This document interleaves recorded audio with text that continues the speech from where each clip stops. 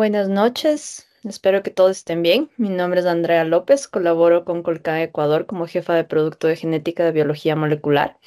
Es un gusto para mí tenerles esta noche en esta charla de herramientas genéticas avanzadas que esperamos sean de su utilidad.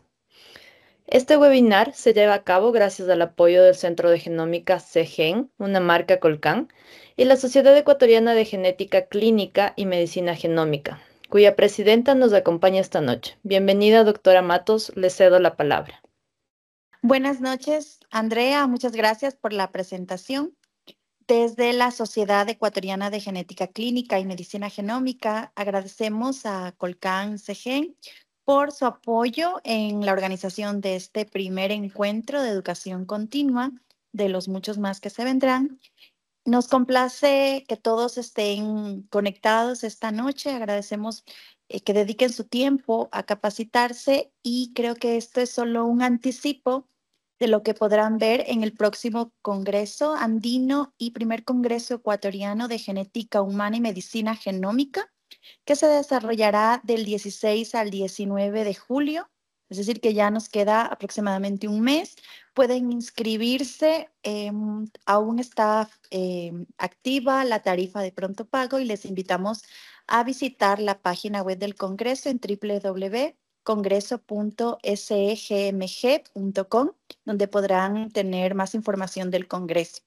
Agradecemos también a la conferencista, a la doctora Tatiana, por su apoyo en esta capacitación continua y esperamos que en un futuro podamos tener otros encuentros. Gracias, Doc. Antes de empezar, por favor, tener en cuenta de mantener sus micrófonos y cámaras apagadas. La sesión de preguntas se realizará al final de la charla a través de chat o por medio de la opción PIR. De la misma manera, el formulario para la entrega de certificados de asistencia se enviará al final de la charla por medio del chat. Para dar inicio a esta charla, le doy paso a la doctora Tatiana Castillo, máster en Biología Genética y Biología Genómica, y Biología Molecular, que pertenece al Centro Genómico CEGEN, una marca Colcan. Bienvenida, doctora Tati. Buenas noches para todos, agradecerles la invitación, de verdad que es un gusto poder participar en este tipo de eventos. La idea pues es que podamos hacer una recopilación muy general y hablar un poco de la aplicación clínica que tienen las diferentes herramientas y las diferentes pruebas que usamos actualmente en el laboratorio para todo lo que tiene que ver con diagnóstico de enfermedades genéticas. Entonces voy a compartirles en este momento pantalla. Por favor, me confirman si la están visualizando. Sí, doc. Bueno, entonces como les contaba, la idea de esta charla es que podamos revisar un poco todo el tema en torno a esas herramientas genéticas, en cómo en esas herramientas han ido transformando el panorama del diagnóstico médico a la fecha de hoy. Sabemos que todo este tema de laboratorio clínico y laboratorio especializado va avanzando día a día, las tecnologías van avanzando cada vez más y la idea es que podamos estar como a la vanguardia de todo ese desarrollo que nos permita cada día pues entender un poco más estas enfermedades y hacer un direccionamiento pues con respecto al tratamiento.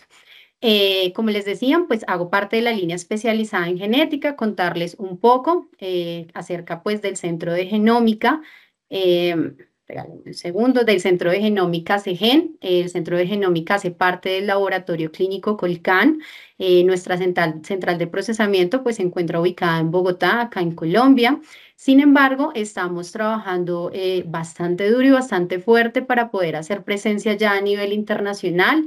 Contamos ya con laboratorio en Ecuador, con laboratorio en México. Nuestra sede principal en Ecuador, pues actualmente se encuentra ubicada en Quito, sin embargo tenemos varias rutas de mensajería que abarcan varias ciudades en Ecuador y también tenemos pues una ruta de mensajería adicional en Perú. ¿Cuál es el objetivo de esta expansión? Es que podamos llevar oye, podamos transmitir y podamos brindarle la posibilidad a todas estas ciudades, incluso todo LATAM, de poder acceder a estas tecnologías. Ya digamos que, como les decía, la tecnología cada vez avanza más y obviamente es completamente importante poder tener las herramientas a la mano que nos permitan hacer ese diagnóstico médico. Bueno, ya entrando en materia, entonces vamos a hacer como un recorderis muy rápido de lo que fundamenta todas estas herramientas. Recordemos entonces la célula como unidad fundamental de la vida. Sabemos que dentro de la célula se encuentra contenido el material genético, específicamente en el núcleo. Sabemos que ese material genético está empaquetado en forma de cromosomas, que si ya deshilamos cada uno de esos cromosomas vamos a encontrar toda esa información genética completamente desglosada y que a partir de allí encontramos algo que conocemos como genes. Sabemos pues entonces que los genes contienen toda esa información necesaria que necesitamos para la producción de proteínas, para todo, digamos que el funcionamiento en general del cuerpo humano. Recordemos además el dogma central de la biología molecular. Sabemos pues que todo parte del ADN directamente. Hacemos tres procesos principalmente para que todo se lleve a cabo en nuestro cuerpo. Entonces tenemos el proceso de replicación de ADN, tenemos un proceso posterior de transcripción, donde a partir de ciertas modificaciones ya se hace la síntesis de ARN mensajero y ese ARN mensajero finalmente sufre un proceso de traducción para sintetizar esas proteínas. Entonces, partiendo de allí, recordemos además que actualmente en genética se estudian pues principalmente 4 patrones de herencia y que todos los estudios de genética se enfocan directamente en el estudio de enfermedades a partir de la clasificación de estos patrones de herencia. Sabemos entonces que uno de los patrones de herencia corresponde a las herencias cromosómicas. Sabemos que básicamente con los estudios cromosómicos podemos indagar, podemos diagnosticar todo lo que son anormalidades y anomalías a nivel numérico, es decir, cambio en el número de los cromosomas que tiene la persona o ya directamente cambios a nivel estructural. Entonces tenemos deleciones, inserciones, duplicaciones, translocaciones, anillos, inversiones y todos los que están como relacionados en este grupo. Por otro lado, tenemos todo lo que está relacionado con herencia de tipo mitocondrial. Sabemos que el ADN mitocondrial se hereda directamente de la madre. Sabemos que se ubica, pues, obviamente en la mitocondria. Se tiene, pues, obviamente, digamos que la teoría y el concepto de que esos genes, esos 37 genes que conforman el ADN mitocondrial, son genes que migraron de cierta manera y evolucionaron desde el núcleo, pero pues se albergaron directamente en la mitocondria.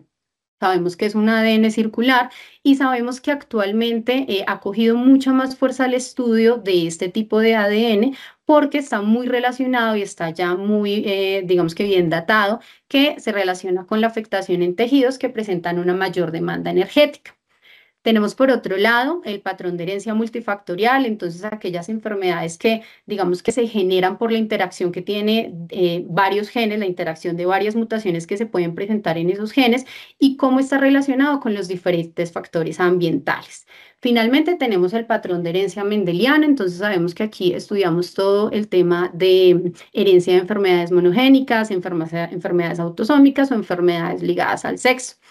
Dos conceptos súper importantes que se usan para el análisis de todas las mutaciones o todas las variaciones genéticas que podamos tener y cómo impactan clínicamente, pues es el término de dominancia de una enfermedad o de recesividad. Entonces sabemos que la dominancia se presenta cuando al menos uno de los dos alelos está mutado y hace que se manifieste o se presenten las características clínicas y la recesividad cuando digamos que obligatoriamente los dos alelos tienen que estar mutados para que se puedan presentar esas manifestaciones clínicas. Cuando se presentan solamente uno en este tipo de enfermedades, pues hablamos ya del término de portador. Bueno, entonces teniendo en cuenta como estas generalidades, se hace una clasificación general de todas las herramientas y todas las pruebas de laboratorio con las que contamos actualmente en el campo de la genética, que las podemos, digamos que, agrupar, digamos que en estos 5 grupos principales. Tenemos por un lado todas las técnicas de citogenética y citogenómica, tenemos las técnicas de secuenciación, de MLPA, variantes distintas de PCR que se han desarrollado según la necesidad y ya el análisis de expansiones directamente. Entonces, vamos a desenglosar un poquito cada una de ellas, mirar cuáles son las técnicas que hacen parte de cada uno y pues cuál es, digamos que, el desarrollo de cada una. Sabemos entonces para iniciar que la citogenética básicamente es el estudio que me permite hacer un análisis completo de los cromosomas y analizar todas las enfermedades que puedan desarrollarse a partir de anormalidades numéricas o estructurales de estos cromosomas. La citogenética está clasificada principalmente en dos grupos. Hay una citogenética convencional, que es la que todos conocemos, que son las pruebas de cariotipo, y está la citogenética molecular, donde encontramos la hibridación genómica comparada y las pruebas de Fish. Entonces, sabemos, digamos que una de las pruebas más importantes a nivel mundial y las que presentan la primera línea de diagnóstico corresponden a los cariotipos, pero principalmente, o digamos que a nivel técnico, los cariotipos pues son justamente la organización que le hacemos a los cromosomas de esa persona y los ordenamos con respecto a la morfología, es decir, a la forma que tienen y al tamaño que se presenta. Algo muy importante, ¿qué es lo que observamos en un cariotipo? Observamos cada una de esas bandas que a partir de una tinción se ven de una manera distinta y los cromosomas pues organizados de la manera en la que les digo. Digamos que un cariotipo de rutina o lo que nosotros conocemos como cariotipo convencional hace un análisis aproximadamente de 450 bandas y un cariotipo de alta resolución aproximadamente un poco más de 750 bandas. ¿A qué se refiere con esas bandas? Pues justamente son esas regiones que uno ve que son alternas entre regiones claras y oscuras. ¿De qué depende eso? Pues del tipo de tinción que se haga el cariotipo y básicamente me representa una zona muy específica de ADN con características, digamos que muy representativas como son composición de bases, bien sea adenina, timina o guanina, citosina. También está relacionada esa visualización con la densidad génica y la cantidad de genes que estén ahí y el nivel de compactación del ADN que esté en ese lugar donde se está visualizando. ¿Cuál es la principal diferencia de los cariotipos de rutina y de alta resolución? Pues justamente ese número de bandas que yo estoy analizando me permite detectar algunas alteraciones que no son, digamos que, o que no pueden ser detectables con un cariotipo convencional. Además, cuando yo hago un cariotipo de alta resolución, puedo definir un poco de manera más específica cuáles son esos tipos de ruptura donde yo puedo evidenciar algún tipo de rearreglo o de reordenamiento que esté analizando en el cariotipo. Lo que sabemos, digamos que una de las características más representativas de los cariotipos es que requieren cultivo celular. Podemos partir de diferentes tipos de muestras, sin embargo, estamos como muy condicionados a la calidad de esa muestra, la calidad del cultivo celular que se pueda obtener en el laboratorio y además ese cultivo celular se tiene que detener en determinada fase o en un proceso, en el proceso de edición celular que conocemos como metafases. Entonces, si bien la prueba de cariotipo es una prueba muy convencional, dependemos mucho y estamos muy condicionados a que ese cultivo celular sí se lleve a cabo, que haya crecimiento de esas células y que podamos detener efectivamente en el proceso, en la fase pues de metafase para que podamos visualizar en realidad los cariotipos. Algo muy importante que a veces no conocemos, digamos que completamente, pues son los tipos de bandeo que se usan. Hemos escuchado que hay muchos tipos de bandeo, casi todo el mundo conoce el bandeo G porque es el bandeo más común, el más convencional, sin embargo se han desarrollado otros tipos de bandeo. ¿Qué es ese bandeo o qué hace que sea un bandeo diferente al otro? Pues el tipo de tinción que se hace. Entonces hay tinción con diferentes reactivos, el proceso se hace, digamos que de una manera específica para cada uno de ellos y el objetivo es resaltar, digamos que partes distintas dependiendo obviamente la necesidad y la aplicación clínica que tiene cada una. Entonces conocemos todos el bandeo G, básicamente ahí podemos visualizar bandas claras y oscuras. Las regiones que se tiñen de manera más oscura son las regiones que son ricas en adenina timina. Es el cariotipo más común y me permite detectar aneuploidías y reordenamientos grandes, por eso es el que más se usa. Hemos escuchado también hablar del bandeo Q. El bandeo Q se hace una tinción de quinacrina, básicamente a diferencia del bandeo G, porque los patrones de banda son muy similares. Lo único que cambia es la técnica de visualización. Aquí las bandas se tiñen digamos que se ve fluorescente. Entonces, en realidad, digamos que ha sido una técnica que se ha usado bastante para identificar cromosomas sexuales porque la fluorescencia aumenta, digamos que con respecto a esos cromosomas. Tenemos el bandeo R o bandeo reverso. Básicamente se hace como un proceso muy similar al bandeo G, pero antes de hacer el proceso de tinción se hace un calentamiento. Entonces, eso me va a permitir, como su palabra lo dice, hacer como la reversa de las bandas que se obtienen en el bandeo G y entonces en este punto no se van a teñir de manera más oscura las regiones ricas en adenina timina, sino en guanina citosina. ¿Cuándo son muy útiles este tipo de bandeo? Cuando son regiones, digamos que por la densidad génica o justamente por la composición de guanina, citosina, no son lo suficientemente claras con el bandeo G. Entonces, básicamente son de bandeo lo que conocemos como bandeo RT, que es el bandeo R de alta resolución.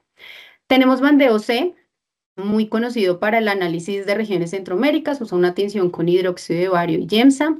Básicamente me permite hacer la tinción en esas regiones centroméricas y brazos largos de cromosoma Y. Entonces me permite analizar esas variaciones o esas anormalidades estructurales centralmente en esa posición del cromosoma. Y el bandeo T, entonces lo usamos para todos los extremos. Sabemos que los extremos de los cromosomas son los que se conocen como telómeros, entonces hay una tinción específica que me permite determinar y analizar esas regiones específicamente. ¿Para qué sirven los cariotipos? Primero, como les digo, es la primera línea de frente de diagnóstico temprano de cualquier alteración cromosómica. Se analiza también o se usa en casos de infertilidad o abortos recurrentes, en fenotipos que son muy representativos durante el desarrollo tanto gestacional como ya en los primeros años de vida de los niños. Es muy ampliamente usado en estudios prenatales, entonces sabemos hoy que los estudios que se hacen en el proceso de gestación han cobrado bastante fuerza porque ya tenemos, digamos que, métodos que nos permiten analizar y hacer, digamos que, los estudios respectivos para saber si el bebé tiene algún tipo de anormalidad cromosómica por algo que se haya visto a partir de estudios ecográficos. También nos permite hacer diagnóstico de enfermedades hematológicas como la primera aproximación, por ejemplo, cuando analizamos BCR-ABL para traslocación del cromosoma 9 y el cromosoma 22. ¿Qué ventajas tiene el cariotipo? Me permite una visión global de todo el genoma porque me permite analizar todos los cromosomas en simultáneo, me detecta grandes alteraciones, puedo usar diferentes tipos de muestra. Es una prueba en realidad que es bastante económica, incluso uno se da cuenta que muchas de las pruebas que se reciben incluso de manera particular son este tipo de pruebas de cariotipo y es muy útil para el diagnóstico clínico estándar de primera línea. ¿Cuál es la desventaja? Obviamente, pues que si yo estoy analizando una gran cantidad de contenido de ADN, pues la resolución obviamente no es la prueba que tenga la mejor resolución, pero sí es la primera prueba que me permite hacer un acercamiento a ese diagnóstico clínico. Desventajas, pues las limitaciones que les hablaba de que está muy condicionado a que el cultivo celular, digamos que funcione bien, se puede hacer un buen proceso de división celular, se puede detener bien en el momento en el que se puedan visualizar los cromosomas, entonces esto lo hace muy dependiente de la calidad técnica. No me permite analizar alteraciones o mutaciones puntuales completamente específicas, ni tampoco determina el estado de función génica. Entonces, me permite analizar anormalidades numéricas y estructurales, pero no me permite saber en qué estado está funcionando el gen. Bueno, nuestra segunda prueba es la prueba de FISH. Básicamente, la prueba de FISH pues, es una técnica de hibridación in situ y me permite detectar ya no toda la, digamos que todo el genoma completo en esos cromosomas, sino regiones muy específicas. Entonces, lo que se usan son sondas que vienen marcadas con unos fluorocromos que se hibridan a determinada zona y que me permiten, obviamente, emitir una fluorescencia y me permiten determinar si hay una deleción, una duplicación, una translocación o algún rearreglo que yo esté analizando directamente en la prueba. La prueba de FISH pues, es una técnica muchísimo más sensible, específica y que tiene mayor resolución. Esta prueba se llama hibridación in situ porque no necesitamos hacer cultivo celular, no necesitamos extraer ADN, lo podemos hacer directamente sobre los tejidos o directamente sobre las células de esa muestra que yo esté analizando. No necesito aislamiento de moléculas para poder hacer el procesamiento. Entonces, no me limita, pues obviamente, a hacer un proceso de extracción previo ni un cultivo celular. Se puede analizar tanto en metafase como interfase y básicamente el funcionamiento pues es un proceso de hibridación de esas ondas y ya después se hace la visualización de en dónde se hibridaron o no esas ondas. Importante, las pruebas de FISH tienen 3 tipos principales, entonces es importante que nosotros sepamos cuáles son esos 3 tipos para saber qué tipos de FISH es los que está analizando cada uno de ellos, porque pues obviamente el objetivo de cada una de las ondas es completamente distinto. Entonces, las primeras ondas que analizan las pruebas de FISH son las pruebas que conocemos como break apart. Básicamente, estas pruebas se usan para analizar el comportamiento de un gen específicamente. Entonces, digamos que en general las pruebas de FISH tienen una tinción roja y una tinción verde que me permite visualizarlo pues mucho más fácil en el microscopio de fluorescencia. Entonces, básicamente en este punto tengo el gen digamos que una región del gen se pinta de color verde y la región adyacente de color rojo. Me van a aparecer obviamente dos ondas, que es lo que ven en el primer circulito, que sería como el FISH normal o la prueba de visualización de un núcleo normal, completamente normal, porque pues hay dos alelos obviamente de cada uno de esos genes. ¿Qué puedo ver a la derecha? Entonces, regálenme un segundo acá. Entonces, ¿qué puedo ver en este punto? Si ustedes se dan cuenta, uno de los alelos pues está completamente normal, que sería equivalente al que está acá, pero el otro está dividido. ¿Qué me quiere decir una prueba break-apart cuando yo encuentro los dos puntos divididos? Que ese gen está partido por la mitad o partido en ese punto de ruptura. ¿Qué significa eso? Que yo puedo deducir que hubo un reordenamiento de ese gen. ¿Qué no puedo asegurar? ¿Con qué se reordenó? O sea, yo no puedo saber este fragmento que está en verde con qué otro gen hizo ese reordenamiento, pero puedo saber que ese gen específicamente, que es el que yo estoy analizando, sufrió algún tipo de ordenamiento, muy analizado, por ejemplo, para pruebas de ROS1, para pruebas de ALK que se usan en cáncer de pulmón. Las segundas ondas, perdón, son las dual fusion, básicamente me permiten analizar fusiones, entonces fusiones que son muy conocidas, básicamente tengo entonces una de las ondas marcadas de color rojo, una marcada de color verde para cada uno de los genes que yo quiero analizar, entonces a diferencia de la primera sonda, aquí yo estoy analizando dos genes que yo ya conozco y voy a mirar si esos genes están fusionados o no están fusionados. ¿Qué voy a encontrar en una visualización de un núcleo completamente normal? Pues dos ondas de color rojo de los dos alelos de un gen, dos ondas de color verde de los alelos del otro gen. ¿Qué puedo encontrar cuando veo un FISH positivo? Pues si yo llego a encontrar este tipo de, digamos que de visualización, es decir, que están unidos, es porque hubo una fusión. Entonces yo sé que uno de los genes hizo la fusión con el otro, por eso las dos ondas que ustedes ven acá se ven pegadas. ¿Listo? Muy usada normalmente, bastante usada en muchos temas de oncología. Entonces, por ejemplo, la translocación 922, la 1519, la 411, la 1114 es muy conocida y ya digamos que vienen o se llaman así tal cual con la posición, digamos que de los dos cromosomas que están implicados en ese reordenamiento. Las últimas ondas son las ondas dual color, básicamente me permiten analizar amplificaciones o deleciones de determinados genes. Entonces acá una de las tinciones rojas va en un gen que es un gen completamente normal, es un control, lo que nosotros conocemos como housekeeping, es decir, me permite validar que el ensayo está bien. Y el otro, el que se tiñe del otro color, es digamos que mi gen de interés. Entonces, cuando yo empiezo a ver que este número, por ejemplo, de puntos rojos está aumentado, significa que ese gen está amplificado, tiene mayor número de copias con respecto a lo que debería tener, que son las dos que deberíamos visualizar normal. Y cuando encuentro solo una, pues puedo evidenciar que hay algún tipo de lesión, muy conocido, por ejemplo, para la de lesión 17P del TP53, para MDM2, para MIC. Entonces, ya son sondas que vienen muy bien diseñadas y conocidas, dependiendo, pues, obviamente, el interés clínico que se tenga. Las pruebas de FISH son muy usadas en estudios oncológicos, se usan más que todo porque es donde más se usan para el tema de diagnóstico, pronóstico y seguimiento de neoplasias hematológicas, evaluación de aneuploidías muy comunes, estudios prenatales, incluso hay un FISH que es el de cromosoma 13, 18 y 21, que casi siempre viene acompañado con el cariotipo que se realiza en líquido amniótico y para temas de infertilidad y temas reproductivos. ¿Qué ventajas tienen los FISH? Los FISH, pues obviamente son una prueba con mayor especificidad y sensibilidad de técnica, me permite analizar células en interfase o en metafase. En realidad son pruebas que son asequibles, no son costosas, tienen un resultado en un tiempo bastante corto y tienen la posibilidad de detectar mosaicismos. ¿Cuáles son las desventajas de la prueba? Solamente me detecta esa región flanqueante, es decir, al lugar donde yo haya dirigido esas ondas es donde me va a detectar lo que yo esté analizando, pero pues el resto de ADN no se va a analizar. Por ende, pues no me permite obviamente un estudio genómico completo, no me detecta mutaciones puntuales específicas ni CNVs en lugares diferentes donde yo esté analizando y del tipo de sonda que yo esté usando. Y a diferencia pues de un cariotipo convencional, pues requiere un microscopio de fluorescencia.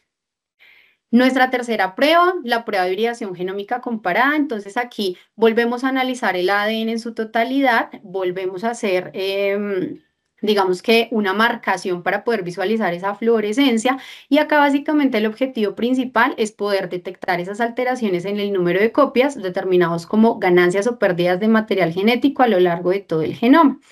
¿Cómo funcionan las hibridaciones genómicas comparadas? Entonces, básicamente yo tengo el ADN de una referencia de un paciente sano que sabemos no tiene ningún tipo de ganancia o pérdida de material genético. Tenemos ADN del paciente en cuestión que nosotros queremos analizar.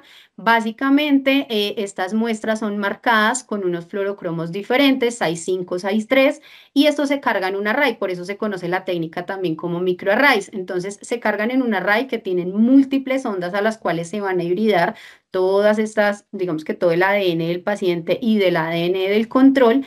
Y después de que se han hibridado esas ondas, entonces básicamente se analiza la fluorescencia de ese array y básicamente me va a permitir comparar o hacer como una relación entre la fluorescencia del control y la fluorescencia del paciente. Entonces, básicamente, si le calcula la relación de la fluorescencia de los dos, me calcula un ratio, me permite visualizar un log ratio o una gráfica también de copy number. Entonces, básicamente me dice, si está sobre este nivel, digamos que entre el normal sería el 0 porque es la relación, pero si está en un rango de 1 más o menos, 1,5, entonces estamos hablando de que está normal, es decir, no hay una diferencia significativa entre la fluorescencia que tiene el paciente, el ADN del paciente y el ADN del control.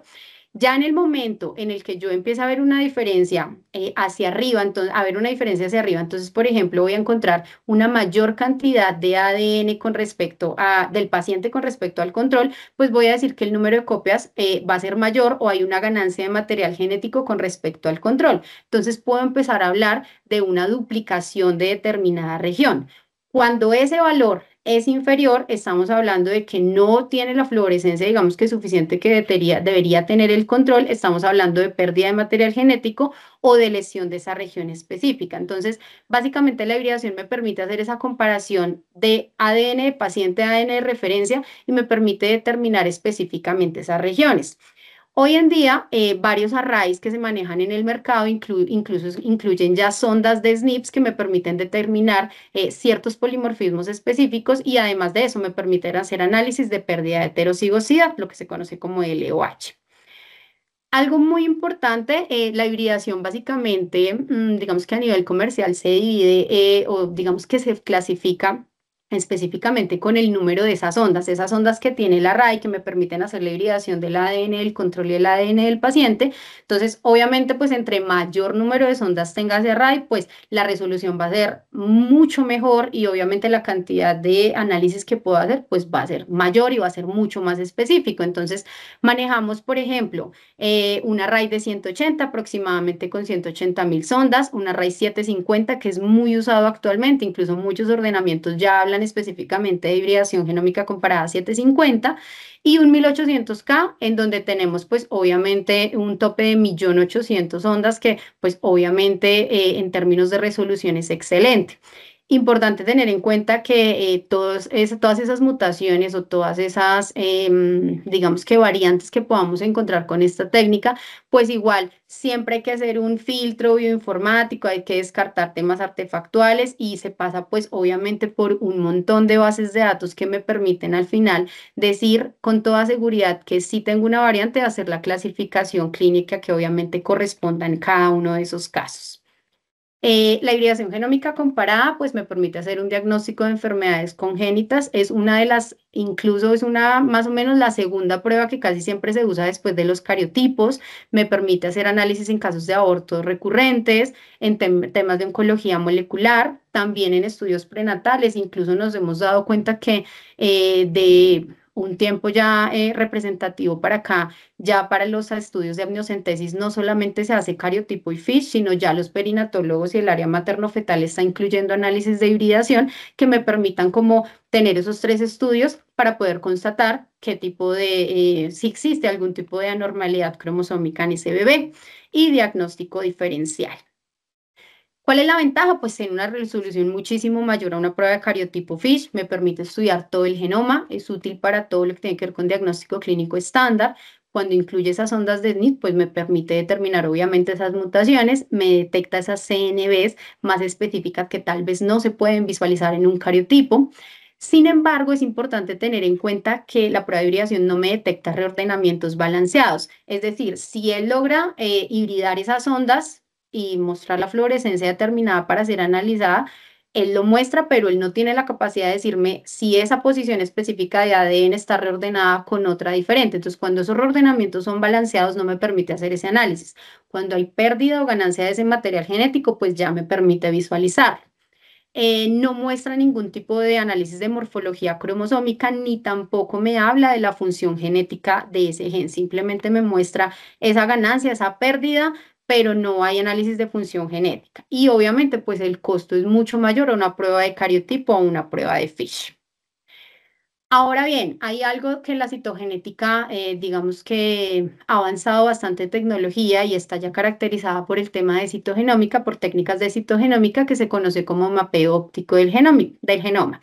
Entonces, es una tecnología en realidad muy nueva en el mercado que hasta ahora, digamos que está cogiendo fuerza justamente pues por el tipo de análisis que realiza. Básicamente, el mapeo óptico del genoma me permite visualizar todas esas moléculas de ADN a lo largo de un chip en una matriz de inteligencia artificial, las marca fluorescentemente, me muestra al final los resultados, lo que ustedes pueden visualizar acá de todos los cromosomas que observan acá en la imagen. Básicamente, ¿qué me permite hacer el mapeo? Me permite hacer reordenamiento, análisis de reordenamientos genómicos, análisis de inserciones y de lesiones que son muy grandes, inversiones, translocaciones, es decir, es una versión muy mejorada de la citogenética que tal vez, digamos que supera todos los límites que tienen las técnicas de citogenética convencional y molecular, me permite hacer variaciones en el número de copias. Sin embargo, es muy importante tener en cuenta que el mapeo me permite hacer todos esos análisis, incluso de expansiones, de regiones expandidas, pero no me realiza secuenciación de ADN. Eso significa que se vuelve una técnica completamente complementaria al proceso de secuenciación de regiones de ADN. ¿Listo? Bueno, pasamos entonces al grupo de secuenciación. Sabemos básicamente que un proceso de secuenciación general me permite determinar esa secuencia exacta de nucleótidos pues, de una región específica de ADN. Entonces puedo analizar nucleótidos de único, polimorfismos de único nucleótido, cambios en el número de copias, inserciones y deleciones. Esto como muy a modo general es importante que tengamos en cuenta que la secuenciación está, digamos que dividida en diferentes generaciones. ¿De qué han dependido esas generaciones? De los niveles de tecnología que se hayan usado en su momento. Entonces sabemos que toda la secuenciación de primera generación me permitió, por ejemplo, desarrollar el proyecto de genoma humano que al sol de hoy me permite conocer cómo está organizado el ADN en un individuo. Entonces, tenemos técnicas que ya son obsoletas, como la técnica de Max and Gilbert. Tenemos la secuenciación de Sanger, que aún siendo de primera generación es una técnica muy usada actualmente. Tenemos toda la técnica, toda la secuenciación de segunda generación conocida como NGS, técnicas también que ya no están como Roche 454, la misma que era pirosecuenciación, la de Solid que ya tampoco está. Sin embargo, hoy en día en la secuenciación de NGS se manejan otras plataformas y se han venido desarrollando otras plataformas que nos han permitido pues hacer todo ese proceso de secuenciación de NGS. Entonces tenemos a Internet, tenemos plataforma Illumina, existe una plataforma que se llama MGI y una plataforma que ahorita estamos, digamos que trabajando bastante, que es la plataforma de GenMind. Ya bueno, algo importante es que toda ese grupo de segunda generación de secuenciación se basa pues en lecturas cortas. Ya la siguiente generación, que es la tercera, entonces ya estamos hablando de lecturas largas, entonces ya viene toda la secuenciación de PacBio, la secuenciación de Oxford Nano, porque entonces digamos que adicional a lo que hacía la secuenciación de NGS, ya me está permitiendo hacer otro tipo de análisis, me estás permitiendo pues superar tal vez esas limitaciones que se tenían. Incluso a nivel de investigación se está desarrollando ya la secuenciación de cuarta generación, pero eso es algo que hasta ahora está, digamos que en todo el desarrollo tecnológico actual y pues obviamente con todo el tema de implementación de inteligencia artificial que se da al sol de hoy. Ahora bien, sabemos que la secuenciación de Sanger es la secuenciación gold estándar, entonces básicamente me permite determinar en regiones pequeñas, porque son regiones aproximadamente de 500 a 800.000 pares de bases, más o menos, me permite determinar esa secuencia de ADN, entonces básicamente lo que yo puedo observar, lo que puedo analizar acá es esa secuencia específica de ADN, pero en regiones completamente puntuales, es decir, solamente regiones que me cubran ese tamaño de número de bases. ¿Para qué me sirve la secuenciación de Sanger entonces? Me permite para analizar o secuenciar genes que son pequeños. ¿Por qué? Porque el número de reacciones que yo tengo que usar, obviamente el costo que me requiere hacer cada una de esas reacciones, pues obviamente no se puede aplicar sino en genes que sean muy pequeños. Entonces me permite hacer bien sea cobertura de toda la región codificante, región de splicing, región intrónica, pero pues de esos genes obviamente que tengo la facilidad de secuenciar en un par de reacciones. Algo muy importante, la secuenciación de Sanger me permite identificar mutaciones puntuales que ya son muy conocidas. Entonces, por ejemplo, para neoplasia mieloide, por ejemplo, ya sabemos que una de las mutaciones más comunes es JAK2, la B617. Entonces, ya no vale la pena, o los médicos hoy en día ya no mandan a secuenciar todo el gen porque ya saben que la mutación puntual está ubicada en ese exón 14, en esa posición. Lo mismo para CalR, entonces hacemos análisis del exón 9 solamente ese exón. Para MPL hacemos el análisis de exón 10. Entonces ya son enfermedades que son tan conocidas y que ya tienen una mutación puntual que está tan asociada que ya no, pues, ya no vale la pena hacer un procedimiento de secuenciación para todo el gen en general. Entonces hacemos la secuenciación por Sanger para determinar si la variante se encuentra o no se encuentra en el paciente. Algo importante, el análisis de segregación familiar. Entonces, por ejemplo, se le hace a determinado paciente un exoma, un panel, el examen que se haya hecho, se identifica una mutación y queremos saber si esa mutación fue de novo o fue heredada de alguno de sus padres. Pues es mucho más fácil sencillamente mandarle un estudio de segregación familiar a los padres y decirles, bueno, analícenle esta mutación a cada uno si la tiene o no la tiene, a volverles a hacer un estudio completo a cada uno de ellos. Entonces, volver a secuenciar todo el exoma, todo el gen, pues ya no tiene sentido porque estamos buscando específicamente una mutación que ya habíamos identificado. Por otro lado, hacemos confirmación de variantes que son identificadas en otras técnicas. Por ejemplo, encontramos en NGS una variante, no sabemos, el radio alélico está un poco confuso, no estamos seguros si es un artefacto o no coincide con la clínica del paciente, algo de pronto no cuadra. Entonces, usamos secuenciación de Sanger para poder confirmar esas variantes y para poder ampliar cobertura. Entonces, de pronto, la técnica de NGS no me permitió cubrir esta región, entonces la secuencio por Sanger para poder mirar exactamente qué tengo ahí. Importante, que no podemos analizar por Sanger, no podemos analizar mutaciones indel de gran tamaño, ni inserciones ni de lesiones, no podemos hacer análisis de número de copias, no podemos saber cuál es el alelo afectado. Encontramos en algún punto que hay una mutación, pero no podemos saber cuál es el alelo que tiene afectado el paciente. Y no se pueden hacer análisis de metilación. Ahora bien, la secuenciación de NGS, que es una secuenciación que conocemos bastante, es una tecnología que me permite secuenciar muchísimas regiones de ADN al mismo tiempo. Entonces, hago análisis de ADN, secuenciación de forma masiva en paralelo y en menor tiempo que si hiciera la secuenciación de Sanger de manera independiente. La secuenciación NGS es muy importante para el estudio de enfermedades que presentan heterogeneidad clínica y genética, donde requiero analizar muchos genes al mismo tiempo, porque ya sé que son bastantes los que están implicados. Entonces, solo montaje en una sola reacción, de manera mucho más costo efectiva, puedo hacer ese análisis de todas esas regiones. ¿Qué puedo analizar? Puedo analizar polimorfismos de único nucleótido, de múltiples nucleótidos, cambios en el número de copias, inserciones o de lesiones en general. Hay algo muy importante que hay que tener en cuenta en la secuenciación de NGS y es la diferencia entre secuenciar un exoma y un genoma. Cuando nosotros hacemos secuenciación de exoma, solamente secuenciamos obviamente el que sabemos que constituyen como el 1 o 2% de todo el material genético que tiene una persona. Sin embargo, sabemos que aún siendo, digamos que esa cantidad tan disminuida de representación dentro del genoma, pues aquí se albergan aproximadamente el 85-90% de variantes que están hoy en día asociadas con temas clínicos. Ya cuando hacemos análisis de genoma es porque secuenciamos todo, exoma, exones, intrones, regiones promotoras, lo que cubran su totalidad. Obviamente, a nivel de costos, pues obviamente cambia bastante el análisis entre un genoma y un exoma.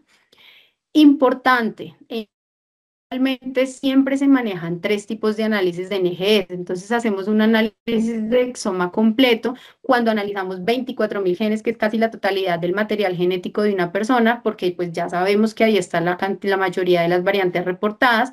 Y estos exomas completos se ordenan normalmente a pacientes que tienen una heterogeneidad genética o clínica muy amplia. Entonces, hay un fenotipo como bastante complejo que está asociado con muchas cosas. Entonces, es preferible analizar el exoma completo y poder identificar qué variantes encuentro que analizar pues tal vez genes que no sabemos si están o no relacionados con la clínica del paciente. Cuando hablamos de un exoma clínico, hablamos de un análisis ya de un número de genes más limitado, aproximadamente 7000, y básicamente analiza ese número de genes que han sido muy estudiados y que ya sabemos que tienen una relevancia clínica mucho más representativa que todos los otros genes que se analizan en exoma completo.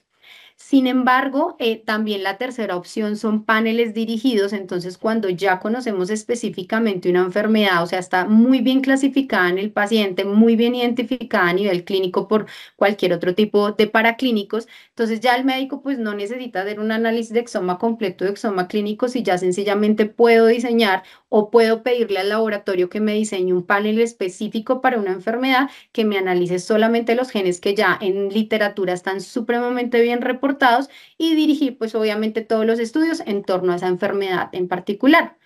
Por ejemplo, nosotros dentro del laboratorio, digamos que esas revisiones las hemos hecho para diferentes enfermedades y hemos creado, por ejemplo, paneles para cáncer heredofamiliar, un onco más 5, un onco plus, que me permite pues analizar un determinado número de genes que ya hemos revisado y todos nuestros expertos médicos han revisado que tienen una implicación clínica en realidad representativa con el desarrollo de cáncer.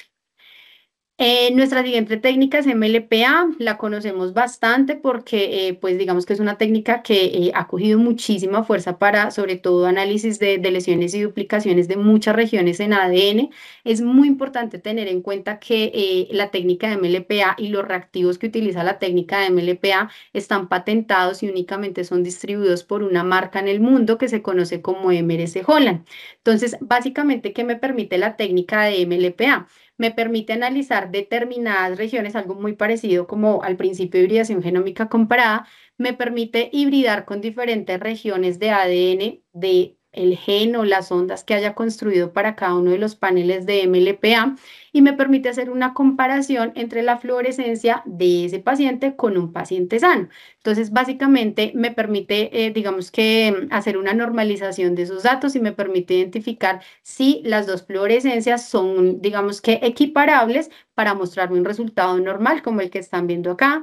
Si obviamente pues no hay presencia o el ratio digamos que es mucho menor a ese valor y en este punto pues hablaríamos de una deleción completa de estas regiones que están ahí hibridando directamente entre paciente y control sano. Entonces acá básicamente hablamos de que hay una pérdida de material genético porque no hay, el cálculo del ratio me permite identificar que no hubo fluorescencia para ese paciente. O puedo hablar sencillamente de una duplicación de ese material genético como se ve acá. Algo muy importante que ha hecho MLPA a nivel mundial que tiene limitación muchísimas técnicas es el tema de análisis de metilación. Entonces recordemos que los cambios epigenéticos son justamente esas modificaciones que se hacen en el ADN que se usan sencillamente para regular la expresión de un gen. Una de ellas es lo que se conoce como metilación de ADN, donde se añaden esos grupos metilos en esas islas CPG de las regiones promotoras y que me permiten hacer el silenciamiento del gen. ¿Qué pasa con la técnica de MLPA? Me ha permitido no solamente desarrollar un análisis en el número de copias de cada una de esas ondas, sino me permite hacer un análisis de esa fracción de metilación de cada uno de los pacientes y me permite determinar si en ese punto hay pérdida de impronta, hay una disomía uniparental o sencillamente hay una duplicación de esa región. Aplicaciones, pues análisis de CNVs en general. Bueno, MLPA tiene algo muy interesante y es que ustedes saben que en genética existen genes que tienen pseudogenes. Entonces, esos genes tienen obviamente una composición, una secuenciación genética, una secuenciación de nucleótidos que son prácticamente iguales. Entonces, por ejemplo, una técnica de NGS no me permite diferenciarlos porque él no va a saber diferenciar cuál es el gen, cuál es el pseudogen. La técnica de MLPA me permitió desarrollar esas ondas específicas que me permiten captar de una manera el gen y de una manera el pseudogen y me permiten romper como con esa limitación que tienen otras técnicas. ¿Cuál es la otra? Pues la técnica o el análisis de metilación que me permite pues hacer esos análisis que ya les explicaba previamente. Y hay otros dos tipos de MLPA que están más usados como en términos de investigación y no de diagnóstico que hasta ahora digamos que están cogiendo como fuerza a nivel mundial. Ventajas, sensibilidad, especificidad. Es una prueba en realidad costo efectiva para la cantidad de regiones genéticas que analiza pues temas de metilación y está diseñado para solucionar todos los problemas de análisis de pseudogenes. ¿Cuáles son las desventajas? Primero, pues que hay un análisis muy limitado a lo que ya tiene patentado la marca. Entonces, ¿qué pasa? Y es muy común, por ejemplo, cuando hacemos toda la revisión de historias clínicas, y es que encontrar una variante en NGS, el médico pide analizarla por MLPA, nosotros revisamos la base de datos de MRC-Holland, pero resulta que el gen todavía no tiene MLPA. Entonces, estamos muy limitados a las ondas que hasta el momento MRC-Holland ha creado. Estamos hablando aproximadamente de 600 reactivos o 600 PROFMIX que maneja la marca comercial en este momento, pues de 24.000 genes. Entonces, en realidad, obviamente, nos quedamos ahí como a la espera de que se sigan validando para que nosotros podamos incorporarlas dentro de las pruebas. No me permite identificar sitios de ruptura exactos, no puedo hacer análisis de mutaciones de polimorfismos puntuales de único nucleótido, a menos de que hayan sondas dirigidas dentro de esos kits, y no me permite analizar mosaicismos. Ya dentro de la última técnica tenemos la técnica de expansiones. Entonces básicamente ustedes saben que hay determinadas regiones en el ADN que cuentan con un número exacto de repeticiones. Entonces cuando ese número de repeticiones cambia, porque eso viene en un rango, entonces de tal a tal, digamos que es normal, premutación, mutación. Entonces cuando ese número de repeticiones cambia en determinada región, pues esto me genera, digamos que la susceptibilidad o la presencia de implicación clínica de diferentes enfermedades multisistémicas. Digamos que la mayoría de enfermedades son de tipo neurodegenerativo y neuromuscular. Cuando aumentas el número de repeticiones, pues puede haber sencillamente un daño en esa proteína que se está generando, una inactivación del gen o una falla en la función proteica, lo que pues genera obviamente el desarrollo.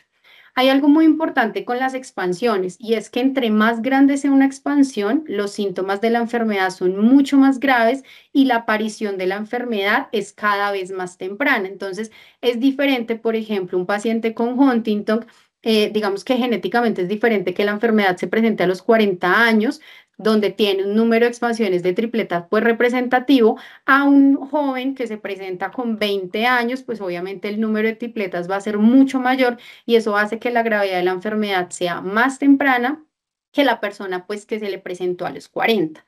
Hay algo adicional, y es que me permite detectar, digamos que estas técnicas en general me permiten detectar estados de premutación. Entonces, yo puede que tenga la premutación, no tengo el desarrollo de la enfermedad, pero esa inestabilidad en esa mutación va a generar que en generaciones futuras se genere o se presente ya una mutación completa que manifieste clínicamente la enfermedad. Enfermedades que ya conocemos, muy analizadas por expansiones: enfermedad de Huntington, X frágil, distrofia miotónica, todo lo que tiene que ver con ataxias espinocerebelosas de diferentes tipos, ataxia de Friedreich en general. Digamos que son las enfermedades que más se analizan por estos tipos de técnicas. Técnicas hay bastantes. Antiguamente se usaba solamente PCR, digamos que para cierto tipo y número de repeticiones. Hoy en día ya hay una variante de PCR bastante usada, que es la de triple primer, que me permite detectar pues esas expansiones. Y una técnica ya muy manejada y sobre todo confirmatoria, que es la técnica de Sounder, que me permite hacer pues la confirmación en tamaños de esas expresiones grandes. Hay, por ejemplo, específicas modificaciones que se han hecho en la técnica de MLPA, por ejemplo, para el estudio de metilación, y ese número de expansiones, por ejemplo, particularmente para X frágil. Ahora bien, esas variantes de PCR de las que les hablaba al principio, entonces digamos que son diferentes modalidades de PCR que se han presentado o que se han desarrollado en el laboratorio para poder analizar algo en particular. Entonces hay PCRs de punto final, hay PCRs de en tiempo real, donde me permiten analizar cantidad relativa de determinada cantidad de N mutaciones puntuales. Tengo PCRs para mutaciones o alelos específicos, muy específicos analizados. Tenemos también PCR digital, que me permite hacer cuantificación también absoluta. Obviamente cada una de ellas tiene pues un nivel de sensibilidad y una ventaja y limitación ya completamente analizada en el mercado. PCR múltiplex. Entonces, cuando yo quiero analizar múltiples regiones de ADN en una sola reacción, pues obviamente eso me ahorra tiempo, reactivos, me permite hacer análisis en simultáneo. Entonces, uso este tipo de variante. Y una muy conocida actualmente que es la PCR retrotranscripción. Entonces, cuando quiero hacer análisis de expresión genética, por ejemplo, para BCR-ABL, entonces se hace a partir de RNA, se hace la retrotranscripción ADN, puedo hacer esa cuantificación y puedo medir los niveles de expresión genética para hacer seguimiento, lo mismo que, por ejemplo, la PCR-PML-RAR. Entonces, este es un tipo de PCR bastante usado actualmente en el campo de biología molecular para ese seguimiento, incluso sobre todo de enfermedades oncológicas hematológicas.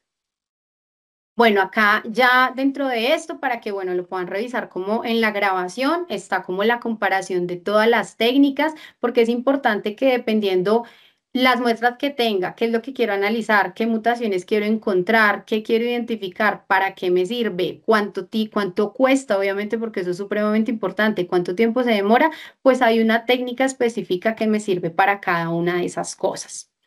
Ya para cerrar, quería contarles un poquito acerca de las pruebas de NIPT. Ustedes saben que esta prueba ha tomado muchísima fuerza porque es la manera en la que tenemos de hacer una prueba de tamizaje para los bebés sin necesidad de, digamos que someter a la mamá a un proceso invasivo como es el proceso de amniocentesis. Entonces, esos NIPTs es una prueba pues obviamente no invasiva, básicamente me permite analizar esa fracción de ADN fetal libre que circula en el torrente sanguíneo de la madre, que cuando yo aíslo ese ADN, pues me permite detectar cualquier tipo de aneuploidía fetal, obviamente después de las 10 semanas de gestación, que es cuando esa fracción de ADN ya es un poco más representativa.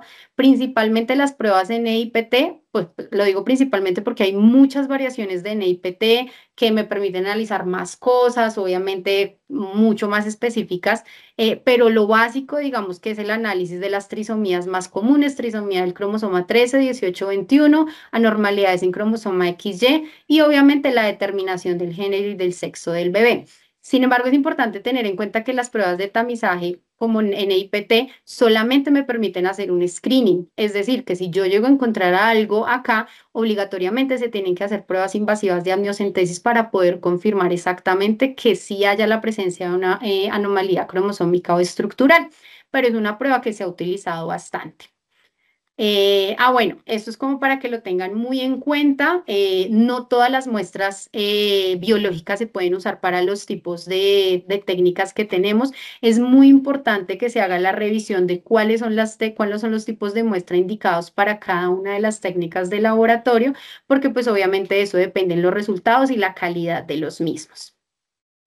Y para cerrar esta última diapositiva, quería mostrarles un poco, porque sé que lo han escuchado, existen a nivel nacional, a nivel mundial, pruebas especializadas que ya han sido, digamos que registradas y aprobadas por marcas específicas comerciales y que tienen un uso en el campo médico muy representativo, lo que nosotros conocemos como pruebas especializadas. Entonces, por ejemplo, todos hemos oído hablar del Oncotarget, que fue la prueba que reemplazó la prueba de Foundation, Decifer, MyChoice, Tempus, Oncotype, la prueba de MyRix, que es tan usada para el tema de cáncer heredofamiliar, la prueba de MammaPrint, que ahora viene con Blueprint. Es muy importante tener en cuenta que estas pruebas actualmente son muy utilizadas, entonces me confieren valores pronósticos, diagnósticos que me permiten hoy en día hacer no solamente un análisis de, digamos que, de qué tiene el paciente y por qué lo tiene, sino direccionar un tratamiento, porque hoy en día vienen muy acompañados de pruebas y de temas de farmacogenética. Entonces, sí es importante conocerlas, se usan bastante, obviamente solamente las manejan las marcas que tienen registradas esas pruebas, todas pruebas, son pruebas obviamente de procesamiento externo porque están completamente validadas y patentadas por una casa comercial. Eso era lo que quería contarles. Sé que era pues bastante información la que resumimos en un espacio tan corto, pero pues la idea es que nos vayamos con esa información general y un poco más desglosada de cuáles son las pruebas de laboratorio, en qué vamos. Probablemente en 2, 3, 4, 5 años tengamos muchas más pruebas con mucha más, digamos que, implicación clínica y mucho más aprovechamiento al que le estamos dando hoy. Sin embargo, pues la idea es ir actualizándonos de todos esos avances tecnológicos. Acá pueden encontrar pues los QRs que los dirigen a todas nuestras redes, a nuestro sitio web. Ahí van a encontrar toda la información que quieran referente a las pruebas que manejamos dentro del Centro de Genómica en nuestro laboratorio Colcan. Entonces la idea es que se informen, que se comuniquen con nosotros en caso de que tengan alguna duda, que pues nosotros con mucho gusto vamos a estar ahí para solucionar cualquier cosa. Darles las gracias por este espacio. De verdad que espero que haya sido muy provechoso para cada uno de ustedes. Gracias, doctora Tatiana, por tu presentación. Mucha información importante para el diagnóstico médico. Pasamos pues a la sesión de preguntas, por favor.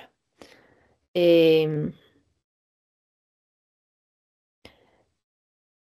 Doctora Tatiana, ¿qué recomendaciones les darías a los laboratorios que reciben muestras o pacientes para este tipo de pruebas genéticas en cuanto al tipo de muestra, documentación, requisitos u otros aspectos importantes?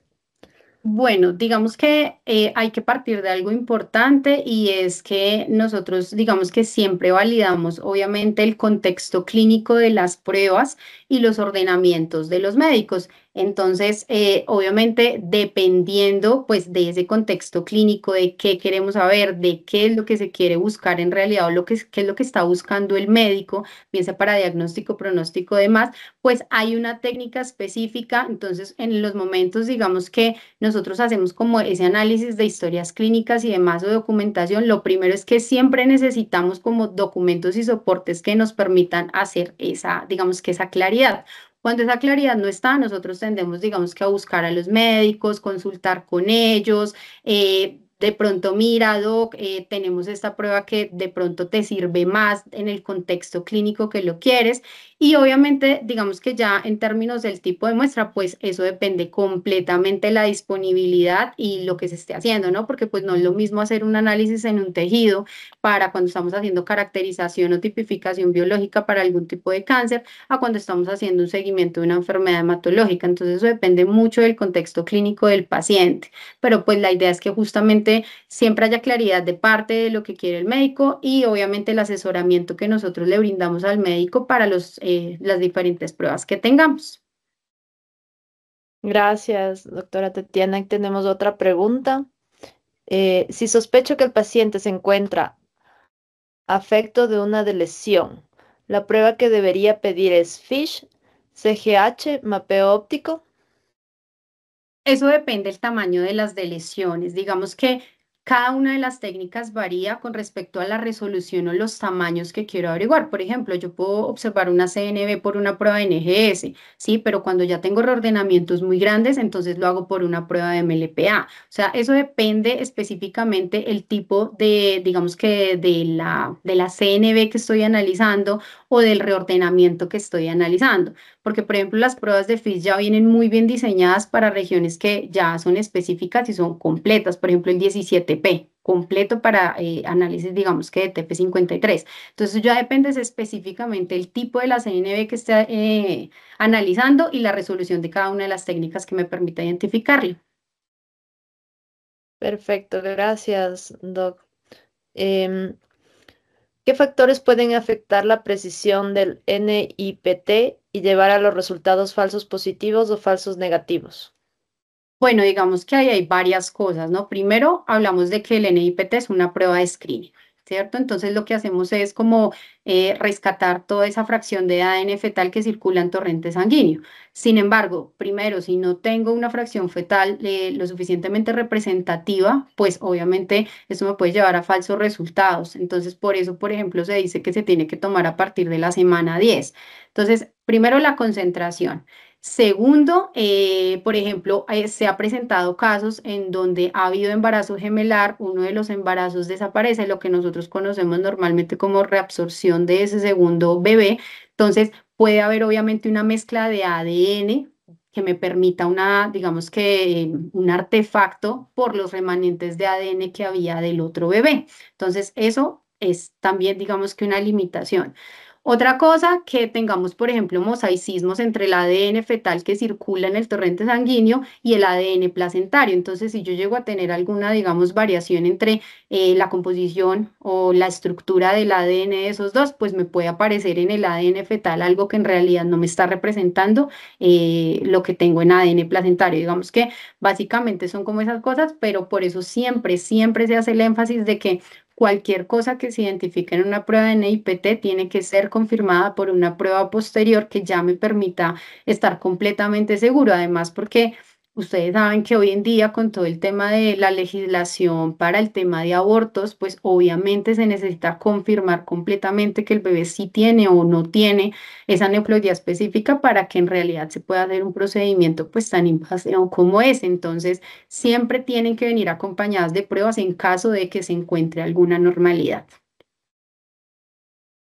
Gracias, Doc. Tenemos acá otra pregunta. ¿Qué precauciones deben tomarse al interpretar una variante de significado incierto en un informe genético? Bueno, digamos que hay varias cosas, ¿no? Cuando nosotros reportamos para cualquier prueba una prueba de un resultado de variante de significado clínico incierto, es porque dentro de la revisión completa a nivel bioinformático, la correlación clínica, el análisis completo, no hay información suficiente que me permita caracterizar una variante como benigna o patogénica. Entonces, si yo como médico recibo una variante de este tipo, pues primero tengo que hacer todo el tema de correlación clínica para saber si hay obviamente una implicación con respecto al caso clínico del paciente. Segundo, esas revisiones normalmente se pide que se actualicen porque puede que hoy dentro de las bases de datos la variante no esté clasificada o no tenga suficiente información, pero puede que en 5 años ya la tenga. Entonces, obviamente son variantes que todo el tiempo se tienen que estar revisando, que se tienen que estar actualizando en bases de datos y que me permitan en algún momento poder descartar o poder, digamos que correlacionar completamente con la clínica del paciente. Entonces, sí son variantes de seguimiento y de control constante. Gracias, Doc. Tenemos acá una pregunta de la doctora Morales. Dice, tengo una paciente de 10 años que tiene discapacidad intelectual y varias anomalías. Quisiera entender en qué momento puede ocurrir la malformación genética y su afectación puede perjudicar a futuro. Bueno, digamos que cuando ya, o sea, eso depende de muchas cosas, ¿no? Porque cuando ya son temas completamente congénitos, pues eso ya viene desde un proceso de división celular inicial, manifestaciones que vienen ya, digamos que desde el momento de la concepción del bebé. Entonces, digamos que en ese punto, cuando hay normalidades ya como tal cromosómicas, pues ahí es donde recurrimos como a la primera línea digamos que de diagnóstico, que es lo que yo les decía, siempre primero hacen cariotipos, si el cariotipo sale negativo se hacen hibridaciones, luego se pasan exomas, digamos que hay un proceso a nivel médico ya muy bien estructurado y cuál es como la jerarquía de cada una de las pruebas que se tiene que usar para ese tema de diagnóstico. Entonces ya eso depende siempre, siempre de la clínica del paciente y de cuál es como esa línea de técnicas o de diagnóstico que yo puedo ir usando para poder hacer, digamos que ese diagnóstico diferencial. Perfecto, gracias, Doc Tati. Vamos con la última pregunta. ¿Qué ventajas tiene la secuenciación de nueva generación frente al MLPA para el estudio de enfermedades genéticas? Bueno, digamos que más allá de ventajas, son técnicas muy complementarias, o sea que más allá de que la una sirva o porque sirve más esta que otra, digamos que los usos son completamente distintos. Entonces, una secuenciación de NGS me permite analizar múltiples regiones y poder detectar, por ejemplo, cambios en el número de copias de determinado tamaño. La prueba de MLPA me permite confirmar de pronto si encuentro algunos reordenamientos en NGS, hacer análisis de reordenamientos mucho más grandes. Entonces, en realidad, digamos que más allá de ventajas o desventajas de una de la otra, son técnicas que se complementan para diagnóstico diferencial. Perfecto. Gracias, doctora Tati, por toda la información y por tu presentación. Eh, Finalmente, vamos a compartir un QR para que ustedes puedan encontrar más información de los servicios de genética en Colcán. Este también lo vamos a compartir a través del chat y de la misma manera vamos a enviar el link para que ustedes puedan solicitar su certificado de asistencia a la charla. Em, Les queremos agradecer por toda su presencia y su tiempo en esta charla y también queremos invitarles a las charlas del Congreso de Genética que se dará desde el 16 de julio. Va a estar participando el doctor Ignacio Carvajal con la charla Impacto de la Medicina de Precisión del Cáncer Hereditario en Colombia y la doctora Ángela Muñoz con la charla con su charla llamada Revolución en el diagnóstico genómico, la secuenciación de long reads, Oxford Nanopore y OGM transforman la medicina. Nuevamente les queremos agradecer por su tiempo y esperamos vernos en futuras charlas. Que tengan una excelente noche. Muchas gracias. Muchísimas gracias a todos por la invitación. Que pasen una feliz noche. Gracias, hasta luego.